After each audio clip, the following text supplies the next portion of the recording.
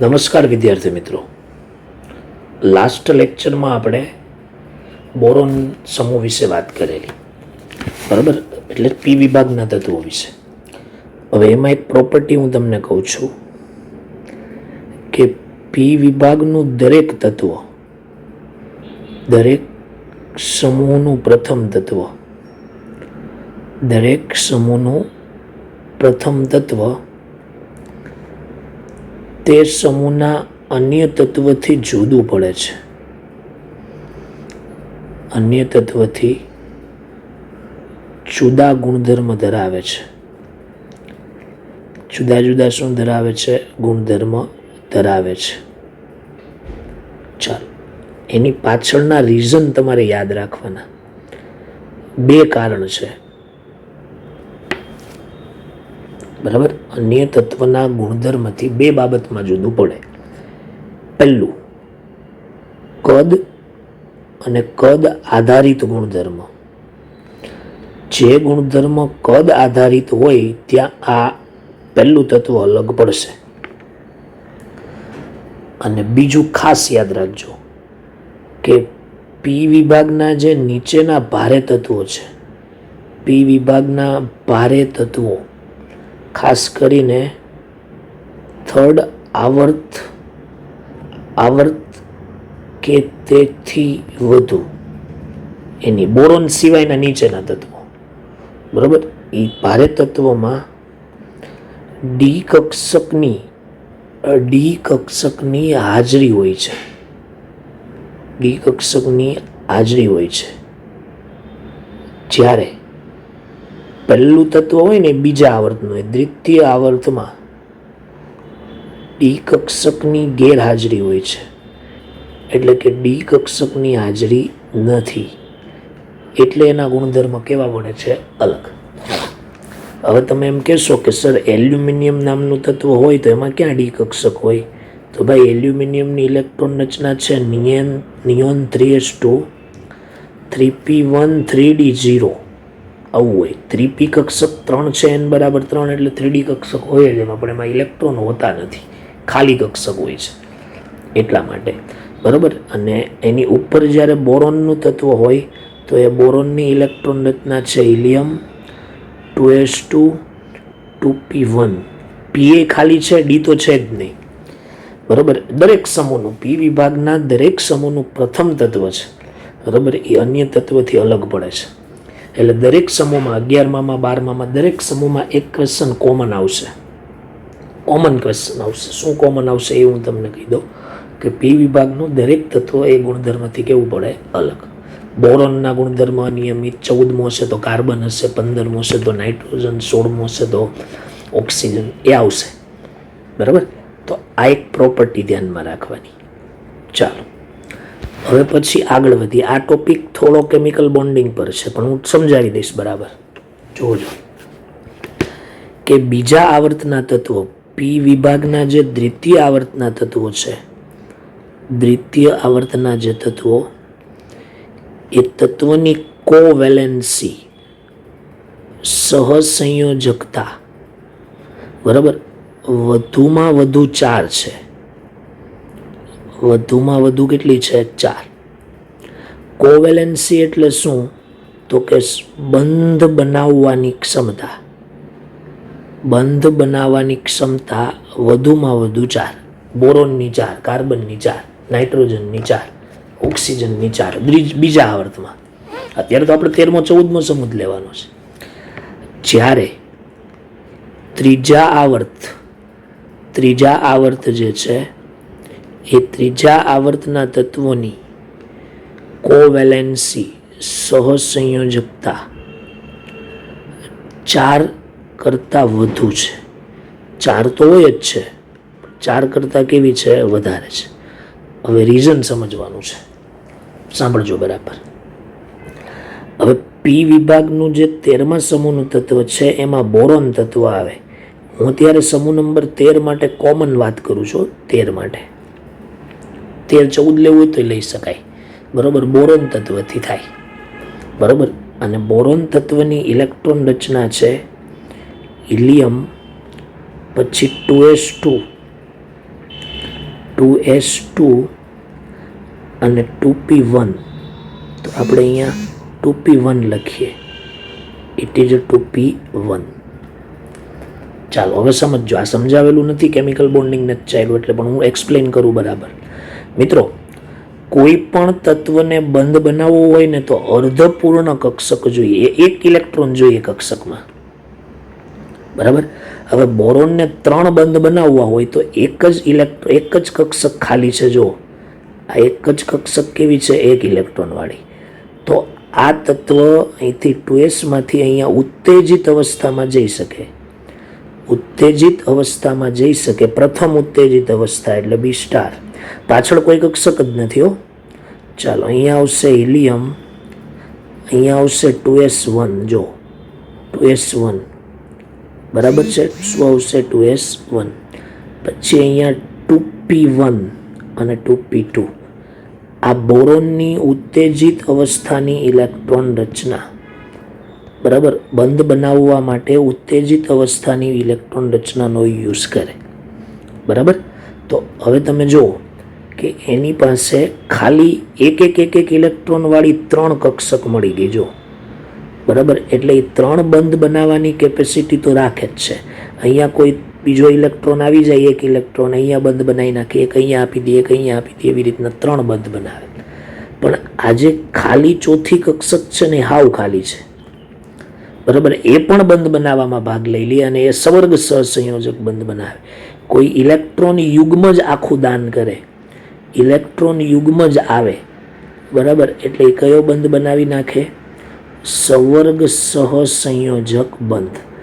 સવર્ગ સહસંયોજક બંધ એ બંધ બનાવવાનું જ ક્ષમતા કહેવાય. એટલે 4 બંધ બનાવે, વધુમાં વધુ 4. હવે પાછળ તો 3D એ નથી, 2D તો છે જ નહીં, એટલે 3D તો હોય જ નહીં, એટલે પાછળની કક્ષકો તો કામ જ નથી આવવાની, બરાબર. એટલે અહીંયા આપણે ખાલી એકદમ સિમ્પલ લોજિકલ રીઝન એવું લખવાનું છે, તો મેં તમને સમજાવ્યું, બરાબર, કે બોરોન તત્વની મહત્તમ સહસંયોજકતા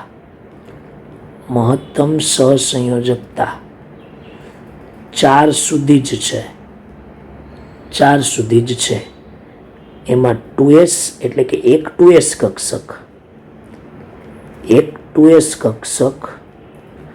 અને 3 2p કક્ષકનો ઉપયોગ કરવાથી, 2p કક્ષકનો ઉપયોગ કરવાથી, બરાબર. ચાલો આટલી વસ્તુ ધ્યાનમાં રાખવાની. એટલે વધુમાં વધુ 4 બંધ બનાવે. 3 બંધ તો એ બનાવે જ છે. 3 બંધ બનાવે ને ત્યારે એક કક્ષક ખાલી હોય, 3 બંધ બનાવે ત્યારે એક કક્ષક ખાલી હોય, અને એ ખાલી હોય એમાં ઇલેક્ટ્રોન યુગમાં આવે એટલે બોરોન અને તેના સંયોજનો વિદ્યાર્થી મિત્રો લુઈસ એસિડ તરીકે વર્તે, ઇલેક્ટ્રોન યુગમાં સ્વીકારે, બરાબર. 4 બની જાય ને પછી કંઈ ન થાય, બરાબર, પછી તો કોઈ કક્ષક ખાલી નથી. ક્લિયર થઈ ગયું? ઓકે, ચાલો ઉદાહરણ આપીશું તમને. હવે ચાલો આનું એક્સપ્લેનેશન કરીએ આપણે. આ કેવી રીતનું છે, ત્રીજા આવર્તની સહસંયોજક 4 થી વધુ કેવી રીતે છે. તો તમે સમજો કે ત્રીજા આવર્તના તત્વ છે, એટલે દાખલા તરીકે આપણે એલ્યુમિનિયમ લઈ લઈએ ત્રીજા આવર્તમાં. તો એલ્યુમિનિયમ તત્વની જે ઇલેક્ટ્રોન રચના છે, એલ્યુમિનિયમની ઇલેક્ટ્રોન રચના હું અહીંયા લખું.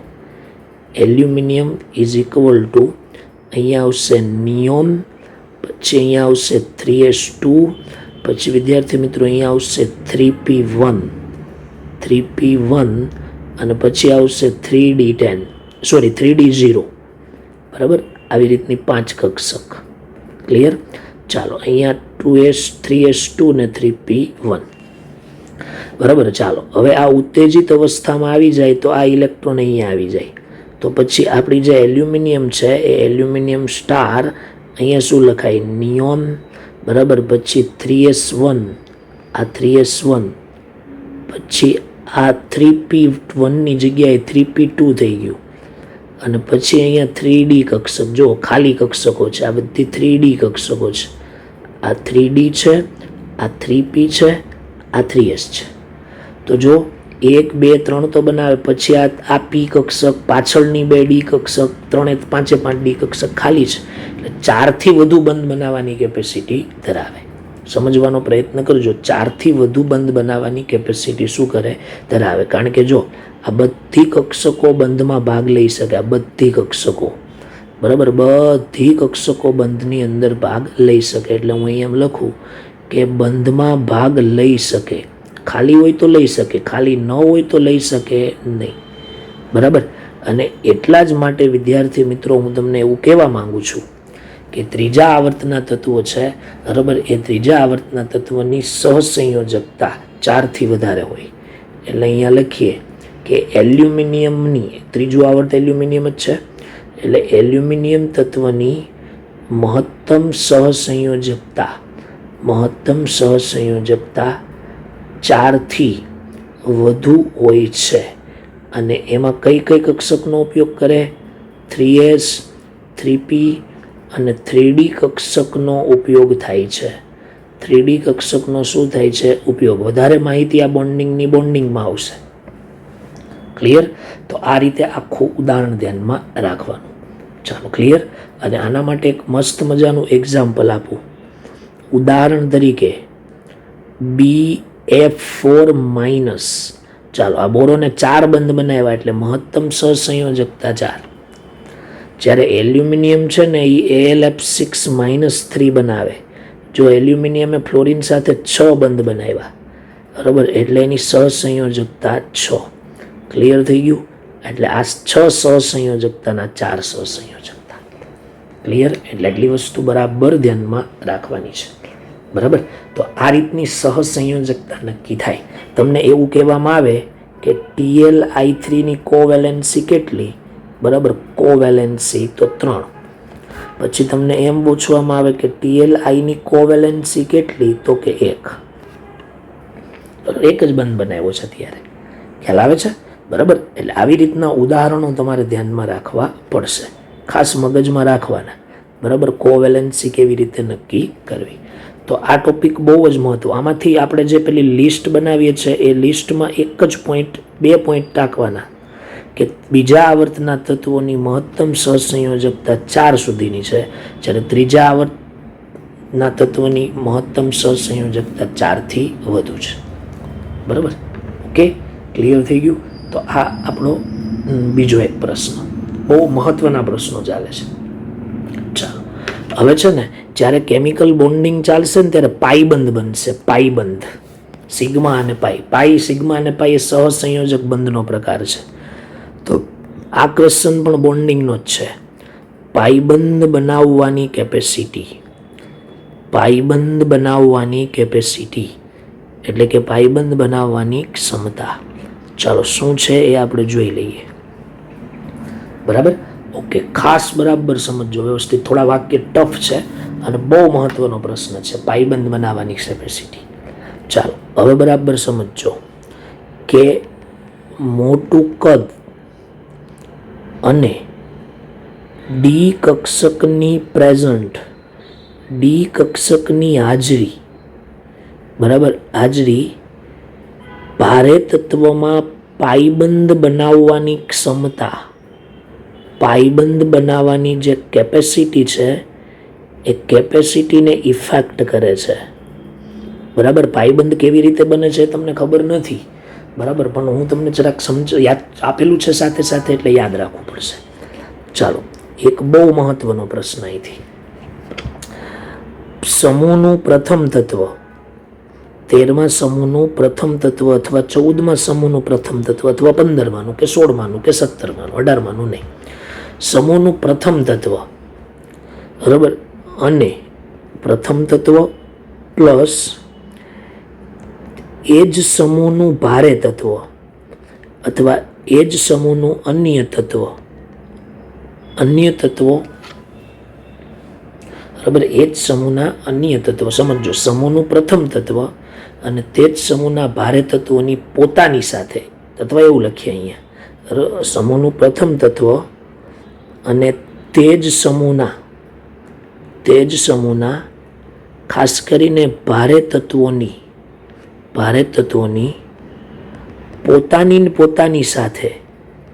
પોતાની સાથે, બરાબર, અને દ્વિતીય આવર્તના અન્ય તત્વો સાથે, દ્વિતીય આવર્તના જે અન્ય તત્વો છે એ અન્ય તત્વ સાથે પાઈબંધ બનાવવાની ક્ષમતા, બહુબંધ લખ્યું છે, બહુબંધમાં પાઈબંધ આવે, બહુબંધ બનાવવાની ક્ષમતા, બહુબંધ બનાવવાની ક્ષમતામાં તફાવત હોય છે, તફાવત હોય છે, થોડો ડિફરન્સ હોય છે. ચાલો, કેવી રીતે? દાખલા તરીકે આ જ સમૂહનું પ્રથમ તત્વ હું કાર્બન લઈ લઉં 14માનું, અથવા બોરોન લઈ લઉં. બોરોન તો નથી બનાવતું, પણ કાર્બન લઈ લઉં. બરાબર? તે જ સમૂહના ભારે તત્વો, એટલે અન્ય કોઈ તત્વ, એ સાંભળજો, તે જ સમૂહના ભારે તત્વોની પોતાની સાથે, કાર્બન હોય તો કાર્બનની પોતાની સાથે. બરાબર? દાખલા તરીકે અહીંયા કાર્બન ડબલ બંધ બનાવે છે અને કાર્બન ટ્રિપલ બંધ પણ બનાવે. ડબલ બંધ હોય તો એક પાઈ બંધ હોય ને એક સિગ્મા બંધ હોય. સિગ્મા પાઈ ઉપર નીચે થઈ શકાય. અહીંયા 2 પાઈ હોય ને વચ્ચે વાળો જ સિગ્મા હોય. આ યાદ રાખવાનું. બરાબર? તો કાર્બન કાર્બન, કાર્બન ટ્રિપલ બંધ કાર્બન, પછી નાઇટ્રોજન હોય ધારો કે, તો એનું જ તત્વ એટલે નાઇટ્રોજન ટ્રિપલ બંધ થાય નાઇટ્રોજન. બરાબર? ચાલો, હવે શું કે ધારો કે બીજા આવર્તનું તત્વ અને અન્ય સમૂહનું બીજા આવર્તનું તત્વ, તો ઓક્સિજન ધારો કે ડબલ બંધ, કાર્બન ડબલ બંધ નાઇટ્રોજન, કાર્બન ટ્રિપલ બંધ નાઇટ્રોજન, પછી નાઇટ્રોજન ડબલ બંધ ઓક્સિજન. બરાબર? આવી ટાઈપના બધા બંધ બનાવે. તો આ બંધ બનાવવાની જે ક્ષમતા છે ને, એ ક્ષમતામાં થોડો ડિફરન્સ હોય છે બીજા આવર્તના તત્વો અને ત્રીજા આવર્ત. આમાં જો કોઈ ત્રીજા આવર્તનું તત્વ નથી. ક્લિયર? ઓકે. તો એક વસ્તુ તમારે છે ને આની અંદરથી અત્યારે હાલ પૂરતી યાદ રાખવાની, પછી તો તમને શોધતા આવડશે. હું અહીંયા જ તમને લખી દઉં. બરાબર? દ્વિતીય આવર્તના તત્વો હોય, દ્વિતીય આવર્તના તત્વો, તો તેમાં પીપાઈ બંધ હોય, પીપાઈ બંધ હોય છે. આ ખાસ મગજમાં ઉતારવાનું. બરાબર? તમને કોઈ એમ પૂછે કાર્બન કાર્બન વચ્ચે પાઈબંધનો પ્રકાર કયો, તો પીપાઈ, કેમ કે એમાં કાર્બનની પી કક્ષક અને બીજા કાર્બનની પી કક્ષકે ભાગ લીધો. એ તમને બોન્ડિંગમાં શીખવાડીશ. બરાબર? ત્રીજા આવર્તના તત્વો, એ બીજા આવર્તના તત્વોમાં પીપાઈ બંધ હોય. જો અહીંયા પણ નાઇટ્રોજન, ઓક્સિજન, પીપાઈ બીજા આવર્તના તત્વો છે. ક્લિયર? તો આ એક બાબત ધ્યાનમાં રાખવાની. ચાલો, આ પહેલી વાત. હવે સાંભળો, એની નીચે આવો ત્રીજા આવર્તમાં, એટલે હું લખું કે પી વિભાગના જે ભારે તત્વો છે, બરાબર, એ ભારે તત્વ આ પ્રકારના પ્રબળ પાઈબંધ બનાવતા નથી. પ્રબળ પાઈબંધ બનાવતા નથી. પાઈબંધ તો બનાવે પણ પ્રબળ ન હોય. બરાબર? સિગ્મા અને પાઈબંધમાં મજબૂત બંધ સિગ્મા એવું આવશે કેમિકલ બોન્ડિંગમાં. ક્લિયર? ચાલો, આ ત્રીજી બાબત. હવે ચોથી બાબત સમજો બરાબર. બરાબર? ચાલો, અહીંયા લખું છું ત્રીજા આવર્ત કે તેથી ત્રીજા આવર્તના તત્વો, ત્રીજા આવર્તના, અથવા આપણે એમ જ લખીએ ત્રીજા આવર્ત એટલે ભારે આવર્તથી જ શરૂ થઈ જાય. ભારે તત્વો પાઈબંધ બનાવે છે, ભારે તત્વો પાઈબંધ બનાવે છે, પણ તેમાં ડી કક્ષકો અને પી કક્ષકો તો આમાંય ભાગ લે છે ને, ડી કક્ષકો અને પી કક્ષકો ભાગ લે છે. કેવો લે છે? ભાગ લે છે. બરાબર? અને સાંભળજો, પી કક્ષકો ને પી તો લે જ છે, પણ ડી કક્ષકો ભાગ લે. એટલે ડી કક્ષકોની ભાગ લે છે. ડી કક્ષકોની શક્તિ, અથવા એવું લખો પી કક્ષકો શું લે છે? ભાગ લે છે. બરાબર? એટલા માટે એમાં બંધ કેવો બને છે? નિર્બળ બને. ક્લિયર? હવે જો એક વસ્તુ ખાસ ધ્યાનમાં રાખવાનું, જો હું અહીંયા એક હિન્ટ આપું છું, બરાબર, અહીંયા એક હિન્ટ આપું. ચાલો, હિન્ટ શું? સેકન્ડ આવર્ત પ્લસ સેકન્ડ આવર્ત, જો આવું તત્વ હોય ને, તો એમાં પાઈબંધનો પ્રકાર પીપાઈ. જો આ તમને કરાવશે, જે પણ સર ZEE નીટ કરાવશે આ કરાવશે. પછી સેકન્ડ આવર્ત હોય પ્લસ થર્ડ આવર્ત હોય, તો એમાં પાઈબંધ છે ને, બરાબર, પીપાઈ ડી પ્રકારનો બંધ હોય. પી કક્ષક અને ડી કક્ષક. ક્લિયર? સાંભળજો. પછી જો થર્ડ આવર્ત હોય ને, થર્ડ આવર્ત પ્લસ થર્ડ આવર્ત, બરાબર. તો એમાં એમાં જે બંધ હોય બરાબર એ ડી પાઈ પ્રકારનો હોય. સાંભળજો બરાબર, ખાસ સમજજો. ડી પાઈ પ્રકારનો પાઈબંધ બને. ડી પાઈ પ્રકારનો પાઈબંધ બને. આ યાદ રાખવું બરાબર. આ શું કરવું? યાદ રાખવું.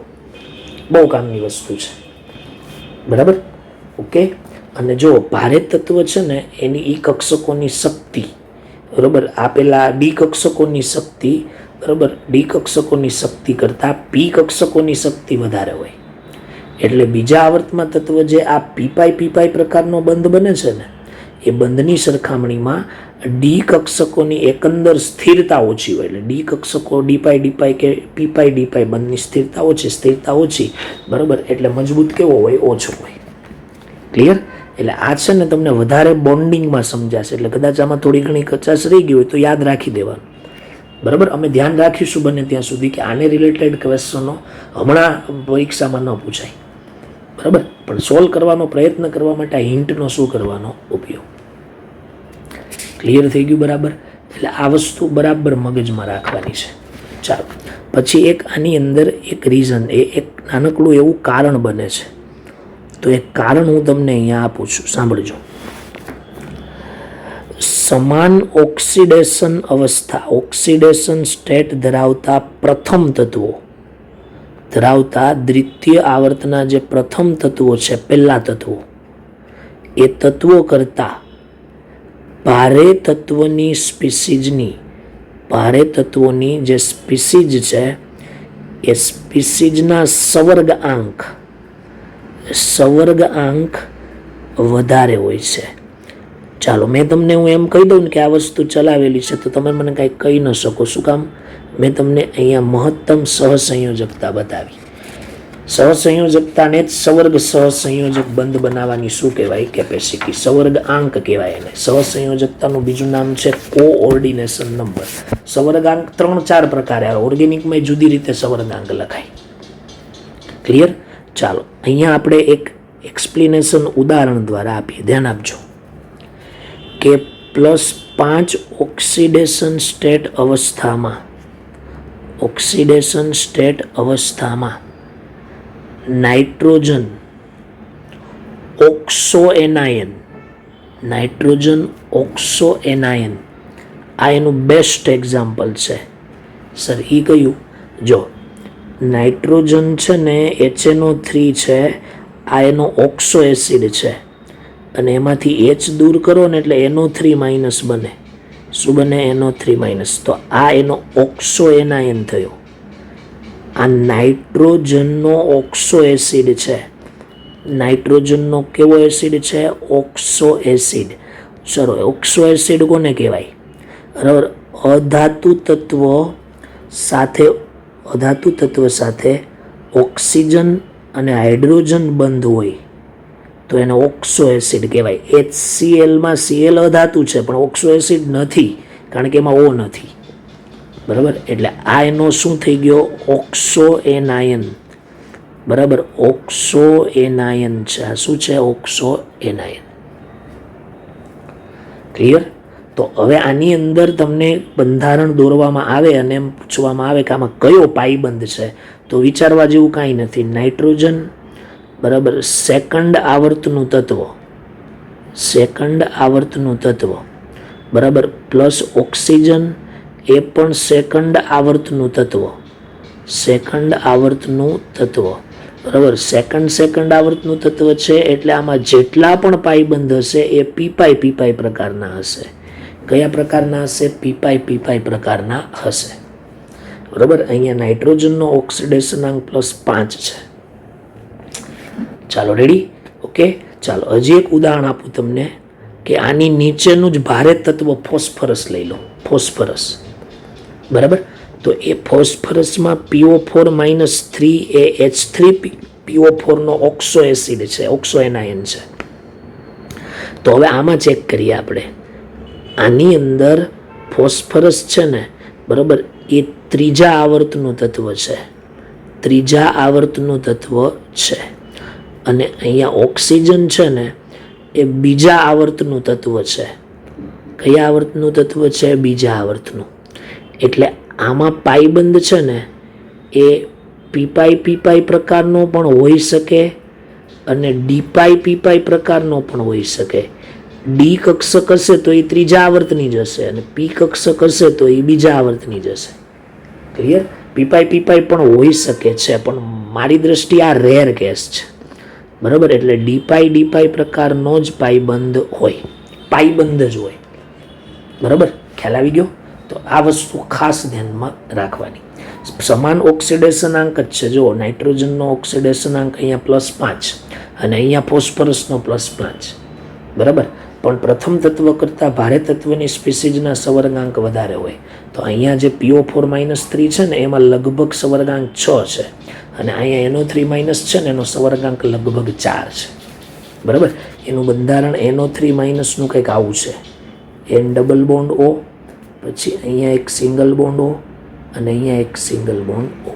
બરાબર? અહીંયા આપણી પાસે 2, 2, 4 ને અહીંયા 2, 6 એમ એવી રીતના એ તો લુઈસ બંધારણ આવશે અને અહીંયા માઇનસ આવશે. તો જો 1, 2, 3 ને 4 બંધ બનાવ્યા એટલે એની કોવેલેન્સી કેટલી થઈ ગઈ ભાઈ? 4 થઈ ગઈ. એટલે સવર્ગાંક 4 થઈ ગયો. હવે જ્યારે આ ફોસ્ફેટ છે ને, બરાબર, એ આવું છે. P double bond O, P અહીંયા આવશે એક ઓક્સિજન, અહીંયા પણ એક ઓક્સિજન, અહીંયા પણ ઓક્સિજન. જો 3 ને 2 5 બંધ બનાવ્યા, કોવેલેન્સી કેટલી થઈ ગઈ ભાઈ? 5.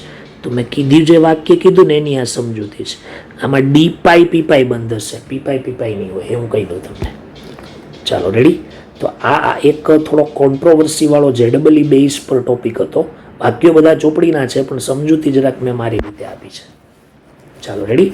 તો આ પી બ્લોકની પ્રાસ્તાવિક માહિતી, આ બધી બાબત 12મા ધોરણમાં ફરીથી પાછી રિપીટ થવાની. બરાબર? એટલે ત્યાં પછી અમે એવું કહી દઈએ છીએ કે આગળ મુજબ. ઓકે, હાલો હવે ઇન્ડિવિજ્યુઅલ સ્ટાર્ટ કરીએ. વિદ્યાર્થી મિત્રો, સમૂહ નંબર 13 અને પછી સમૂહ નંબર 14 ભણીશું. બરાબર? 13 આવડશે એટલે 14 ઇઝીલી આવડી જાય, કેમ કે 13 જેટલો અઘરો છે ને એટલો 14 નથી. 14મો સમૂહ કેવી સર લેશે? બરાબર? ઇનઓર્ગેનિક છે એટલે બે સર અડધું લઈશું. બરાબર? આનું ZEE હું સાથે જ કરાવું છું. હું તમને હવે કહેતો જઈશ. અત્યાર સુધી ZEE એક પણ પોઈન્ટ જે કાંઈ હતો એ બધા કહી દીધા છે. બરાબર? પણ બને ત્યાં સુધી NCERT વાંચવી. ચાલો, કરીએ શરૂ. તો વારાફરતી આપણે આગળ વધતા જઈએ છીએ. બરાબર? તો એમાં પહેલી બાબત આપણે સમૂહ નંબર 13 માટે લઈએ. બરાબર? ચાલો, તો સમૂહ નંબર 13માં પહેલું સ્ટાર્ટ કરીએ છીએ અને એ સ્ટાર્ટનું નામ છે બોરોન તત્વ. ચાલો, આજે હું બોરોન વિશે તમને બધી જ વાત કરીશ. જે પણ કાંઈ એક્સ્ટ્રા યાદ રાખવાનું છે એ બધું જ કહીશ તમને. એટલે દરેક વિદ્યાર્થીઓ પૂરેપૂરી કાળજી સાથે નોટ પેન લઈને બેસે. બરાબર? ચાલો, પહેલી વસ્તુ કહી દઉં કે બોરોન છે ને એ અધાતુ છે. પણ વિદ્યાર્થી મિત્રો, મોડર્ન કેમેસ્ટ્રી એટલે કે જે અત્યારનું આધુનિક રસાયણ વિજ્ઞાન છે ને એ બોરોન છે ને એને અર્ધધાતુ તરીકે ગણે છે. એટલે હવે NCERTમાં અધાતુ આપ્યું છે એટલે આપણે અધાતુ તરીકે ગણવાનું, પણ એનું એનોમર્સ બિહેવિયર અર્ધધાતુ જેવું છે. ક્લિયર? એટલે આ એક વસ્તુ ખાસ ધ્યાનમાં રાખવાની. ચાલો, એ અહીંયા આપણે ઉપર લખીએ. ચાલો, બોરોન છે એ અધાતુ ગુણધર્મ ધરાવે છે. પછી એલ્યુમિનિયમ છે ને, બરાબર, એ ધાતુ છે. કેવું છે? ધાતુ. પરંતુ તે બોરોન સાથે ઘણી બધી સામ્યતા ધરાવે છે. બોરોન સાથે રાસાયણિક સામ્યતા દર્શાવે છે. રાસાયણિક પ્રોપર્ટી બોરોનની ને એલ્યુમિનિયમની આમ સેમ જેવી. બરાબર? પછી આવશે ગેલિયમ અને પછી ઇન્ડિયમ અને પછી થેલિયમ. આ ત્રણેય છે ને એ તાત્વિક લાક્ષણિકતા દર્શાવે. તાત્વિક લાક્ષણિકતા. મેં એક બુકમાં એવું વાંચેલું કે બોરોન એ વિશિષ્ટ અધાતુ છે. ત્યારે મને એવું થયું કે અર્ધધાતુ જેવું બિહેવિયર ધરાવે. ક્લિયર થઈ ગયું? જો મેં કાલે લાસ્ટ લેક્ચરમાં તમને એક કોષ્ટક બતાવેલું. જો એમાં મેટેલોઇડ એટલે અર્ધધાતુ. મેટેલોઇડ એટલે અર્ધધાતુ અથવા ઉપધાતુ. જો એમાં બોરોન છે ને એ ઉપધાતુમાં મૂકેલું છે. સમજવાનો પ્રયત્ન કરજો. ગેલિયમ છે ને, ગેલિયમ એ પણ અર્ધધાતુ તરીકે ઓળખવામાં આવે. પણ એનું છે ને મેઇન પ્રોપર્ટી જે રીતે NCERT એ કીધી છે ને એ રીતે જ આપણે યાદ રાખવી. ખોટું કોન્ટ્રોવર્સી ઊભી ન કરવી. ક્લિયર થઈ ગયું? ચાલો હવે બોરોન પરથી આપણે શરૂ કરીએ છીએ. એમાં એક તો પહેલું તો લખાઈ ગયું. ચાલો, પહેલી વસ્તુ એની કે પૃથ્વીના પોપડામાં એની માત્રા પ્રચુરતા બોલીશું. પ્રચુરતા, પૃથ્વીના પોપડામાં એની પ્રચુરતા 0.0001% કરતાં પણ ઓછી. પૃથ્વીમાં જે તત્વો પોપડામાંથી મળે છે એની કરતાં પણ ઓછી. બરાબર, એટલે 10⁴% પણ ઓછી. બરાબર, આ એની પ્રચુરતા, એટલે બહુ ઓછી માત્રામાં મળે, પણ મળે છે એટલો ઉપયોગ થાય છે. ચાલો, હવે એની મુખ્ય ખનિજ, ચોપડી પેમ્પલેટ સાથે રાખીને જ બેસવું. મુખ્ય ખનિજ, બરાબર, મેઇન એની ખનિજો વિશે વાત કરવાની છે. ચાલો, ખનિજમાં છે ને એની 4 ખનિજો છે. બરાબર, એમાં ખનિજ નંબર 1, બરાબર, એ છે બોરેક્સ. બોરેક્સ, એનું અણુસૂત્ર Na2B4O7 × 10 times H2O. Borax powder તરીકે ઓળખાય. બોરેક્સ વિશે વાત આપણે ડિટેલમાં કરીશું. પછી બીજી જે ખનિજ છે ને, બરાબર, એ છે ઓર્થોબોરિક એસિડ. બરાબર, ઓર્થોબોરિક એસિડ એ છે H3BO3. તમને હેરાન કરવા માટે BOH ટ્વાઇસ લખીને પૂછાય અને પૂછે એસિડ કે બેઝ, તો તમે બેઝ પ્રોપર્ટી લખો, આવે એસિડ. ચાલો, ત્રીજી એની ખનિજ છે કેર્નાઇટ. મારાથી ભૂલમાં કાર્નાઇટ ટાઈપ થઈ ગયું છે પેમ્પલેટમાં, સુધારો કરી નાખજો. Na2B4O7 × 4 times H2O. આ કેર્નાઇટ ખનિજ. ચોથી ખનિજ જે ચોપડીમાં નથી આપીને એનું નામ છે કોલિમેનાઇટ. કોલિમેનાઇટ, અને એ યાદ રાખવાનું છે Na2B6O11 × 2 ટાઈમ્સ H2O. કોલિમેનાઇટ. કોલિમેનાઇટ, આ 4 ખનિજ છે. બરાબર, જે નો પોઈન્ટ છે એ નથી આપ્યો એ હું અહીંયા બ્લેક પેનથી ટીક માર્ક કરતો જઈશ. બરાબર, આ માત્રા પણ નથી. ચાલો, ક્લિયર થઈ ગયું? હવે બીજી થોડીક વાત સમાજ વિદ્યાની કરીએ આમાં. બરાબર, કે દુનિયા જે છે એ દુનિયામાં અમેરિકામાં કેલિફોર્નિયા, બરાબર, કેલિફોર્નિયામાં બોરેક્સ બહુ મળે. બોરોનની ખનિજો બોરેક્સ બહુ મળે. બરાબર, પછી તુર્કી, આ તુર્કીની અંદર પણ બહુ બને. બરાબર, ચાલો પછી થોડાક આપણે ભારતમાં આવીએ. તો વિદ્યાર્થી મિત્રો, ભારતમાં કાશ્મીરમાં પુંગા ખીણ, લદાખવાળો વિસ્તાર, બરાબર, પુંગા ખીણમાંથી મળશે. પછી રાજસ્થાનની અંદર સાંભર સરોવર છે. રાજસ્થાનમાં કેવું સરોવર? સાંભર, સંભારનીઓ, સાંભર સરોવર. બરાબર, આ સરોવરમાંથી આપણને પ્રાપ્ત થાય છે. ક્લિયર? ચાલો, આટલી વસ્તુ યાદ રાખવાની.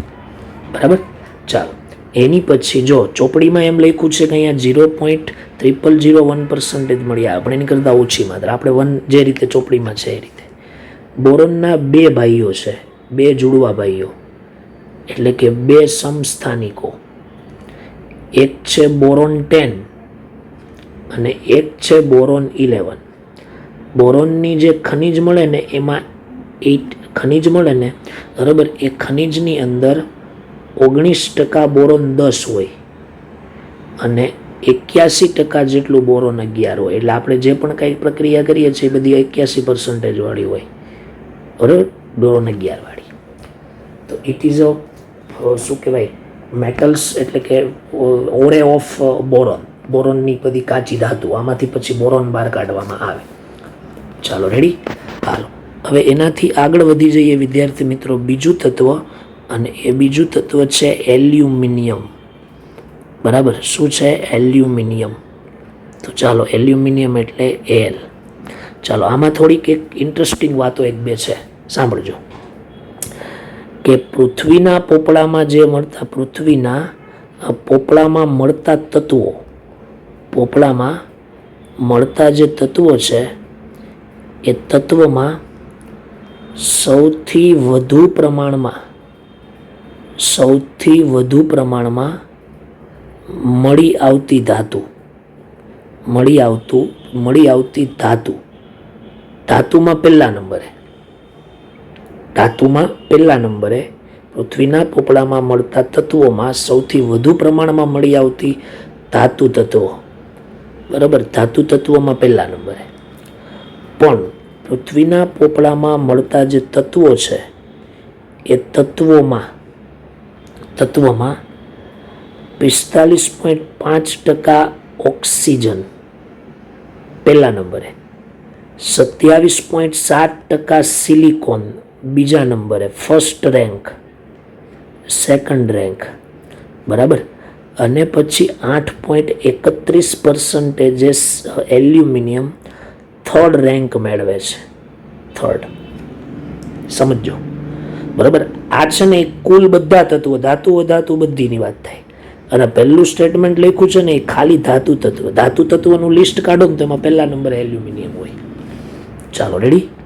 હવે એની કેટલીક મુખ્ય ખનિજ લઈ લઈએ આપણે. મુખ્ય ખનિજ, બરાબર. ચોપડીમાં આપણને 2 આપી છે, હું તમને બીજી 5 કહું છું, બરાબર. એક ખનિજ છે બોક્સાઇટ.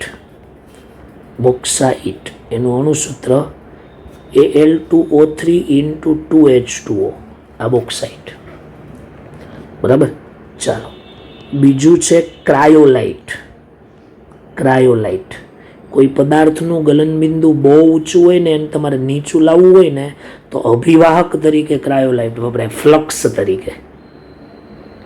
ચાલો, એની પછી આ ટેક્સ્ટ બુકમાં નથી, ઓર્થોક્લેઇઝ,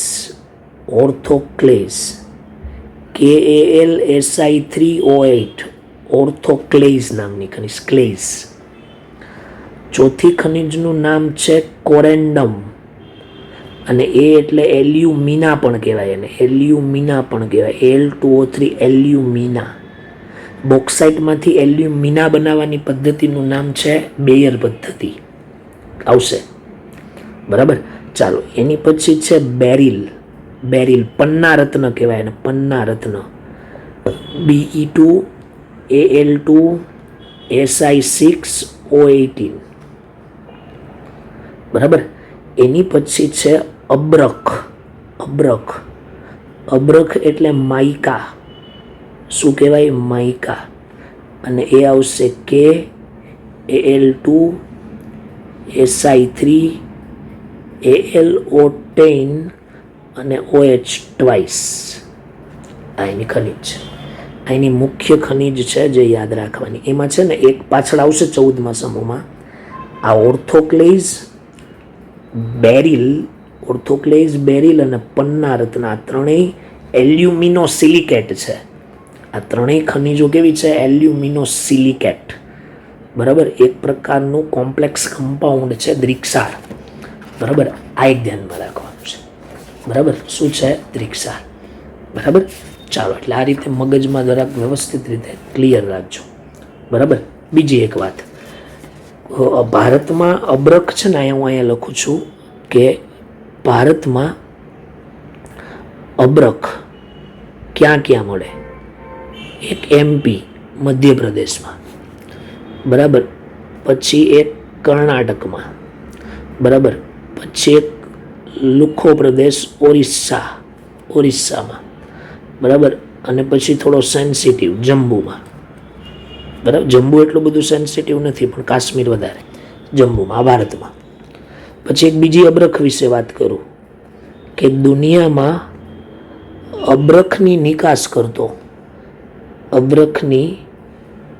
નિકાસ કરતો પ્રથમ દેશ, દુનિયામાં વધુ અબ્રખની નિકાસ કરતો દેશ, એમાં પહેલા નંબર પર ભારત આવે.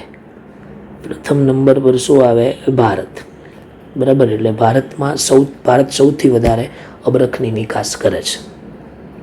ચાલો, આ થઈ ગયું ક્લિયર વિદ્યાર્થી મિત્રો. આટલું એલ્યુમિનિયમ વિશે જવાનું.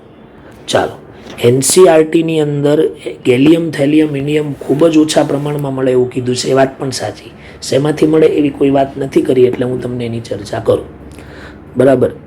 ઝીંક છે, કોપર છે, પછી લોખંડ છે, જર્મેનિયમ છે, અને આર્સેનિકના બનેલા સંકીર્ણ સલ્ફાઇડ, આર્સેનિકના બનેલા સંકીર્ણ સલ્ફાઇડ અને એ સલ્ફાઇડની ખનિજ, અને એ ખનિજનું નામ છે જર્મેનાઇટ. અને આ જર્મેનાઇટમાંથી બરાબર યાદ રાખજો ગેલિયમ મેળવવામાં આવે છે 0.1 થી 1%. તો તમે કેવો સર, તમે તો હમણાં કીધું ને કે 0.0001 મળે બોરોન, એ તો બોરોન માટે છે ને. આ તો આ જે ખનિજ છે ને એમાંથી ખાલી આટલો ગેલિયમ નીકળે છે. બરાબર. ચાલો પછી એક બીજી વાત કરું છું, ઝિંક સલ્ફાઇડ. આને જીન્સ કહેવાય, જીન્સ. આને શું કહેવાય? જીન્સ. ઝિંક સલ્ફાઇડ, જીન્સ યાદ રાખવાનું. ઝિંક સલ્ફાઇડમાંથી બરાબર ખૂબ જ ઓછી માત્રામાં ઇલિયમ મળે. ઝિંક સલ્ફાઇડની સાથે થોડી માત્રામાં ઇલિયમ મળે. બરાબર. પછી લેડ સલ્ફાઇડ, ગેલિના કહેવાય અને ગેલિના. લેડ સલ્ફાઇડની સાથે થોડી માત્રામાં થેલિયમ મળે.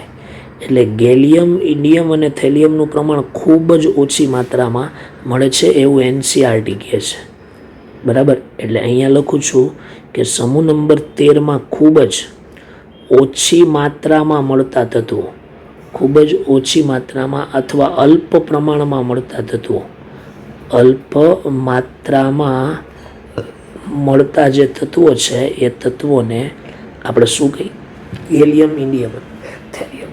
ચાલો, આટલી વસ્તુ બરાબર ધ્યાનમાં રાખવાની છે. ઓકે. તો આજે આ બધું પ્રસ્તાવના છે. હમણાં કોઈ ડીપીપી આપતો નથી, કારણ કે હમણાં કોઈ ડીપીપી લાયક પ્રશ્નો જ નથી આમાં. ક્લિયર થઈ ગયું? ડીપીપી તમને નેક્સ્ટ વીકથી મળતી થઈ જશે, એટલે તમારે એ થોડું ધ્યાનમાં રાખવાનું. જે પોઈન્ટ્સ JEE નીટમાં લખેલા છે અહીંયા મેં, બરાબર, તમે એનસીઆરટી સાથે રાખજો એટલે તમને આઈડિયા આવી જશે. બરાબર, કે આ અમુક વસ્તુ તમારી ટેક્સ્ટ બુકમાં નહીં હોય. બરાબર. તો આ JEE નીટનો પોઈન્ટ છે આખો, આ નથી આપેલો ક્યાંય. બરાબર. પછી આ જે ખનિજ છે ઓર્થોક્લેઇઝ, પછી કોરેન્ડમ, બેરિલ, અબ્રક, આ પણ JEE નીટનો પોઈન્ટ છે. ક્લિયર? ઓકે. ચાલો પછી અહીંયા જે છે ને એ કોલિમેનાઇટ, એ પણ નીલનો પહેલાંનો પ્રશ્ન છે. ક્લિયર થઈ ગયું? તો એ વસ્તુ દરેક વિદ્યાર્થીઓએ ખાસ ધ્યાનમાં રાખવાનું. પછી આ કોઓર્ડિનેશન નંબર, આ બધું તમને ઉદાહરણમાં ડાયરેક્ટ બોન્ડિંગ ને એ બધું નથી આપ્યું ક્યાંય. એ તમારે સાથે સાથે જોતું જવાનું. જે પ્રશ્નો પણ કહેવામાં આવે છે એ પણ કામની. આ સેકન્ડ પીરિયડ હોય તો પીપાઈ, સેકન્ડ થર્ડ હોય તો પીપાઈ, ડીપાઈ. આમાં પીપાઈ પણ હોઈ શકે, પણ જરૂરી નથી કે હોય જ. મોટે ભાગે પીપાઈ, ડીપાઈ હોય. ત્રીજું હોય તો ડીપાઈ જ આવે ને મોટે ભાગે સંક્રાંતિ ધાતુ તત્વ આ બંધ બનાવે. ક્લિયર થઈ ગયું? બરાબર. તો આ તમારો આખો સવાલ બહુ અગત્યનો સવાલ છે. હવે નેક્સ્ટ લેક્ચરમાં સમૂહ નંબર 13ની રાસાયણિક પ્રોપર્ટી વાત કરીશું. દરેક વિદ્યાર્થીઓએ પરમાણુ ત્રિજ્યા અને આયનીકરણ એન્થાલ્પી વાંચીને 2 વિડીયો જોવા બેસવાનું. એમાં મેં અપવાદ 13મા સમૂહના લખાવેલા છે, એ બેઠા ફરીથી અહીંયા રિપીટ થશે. ઓકે. Thank you.